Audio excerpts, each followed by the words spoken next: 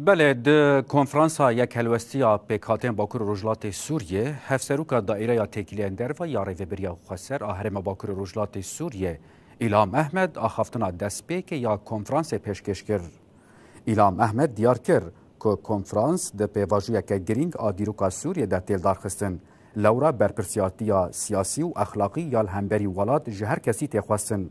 ایلام احمد دست نشان کر که کنفرانس ایفاده زندی یا اراده گلانه که یک ریزیه ده لهمبری شر لبرخواد دن و برخستن بونا خواه لهمبری پاشگوه کرن رابن مدل که دموکراتیک آل سر بنگه ها هف ناس کرن تفکاری راستقین و عدالت جواکی آوا بکن و وها آنی زمان.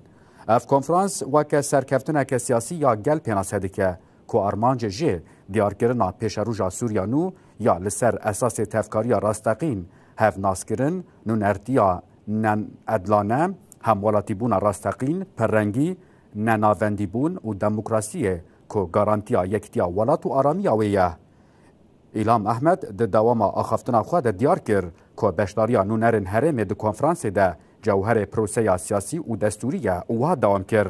بیناس کرن امافن همو پیکاتیان و بی بشداریا چالاک سوریا نو آوانا به. ایلام احمد د داوی آخافتنا خود هوی کر که پشتی سال دریج جده سلاداری و اینکاره اف کنفرانس و ببه گاوک بر به سوریا و نو جبو تواهی پیکاتین و سیاستا وگرینا واتیا و یا اخلاقیه.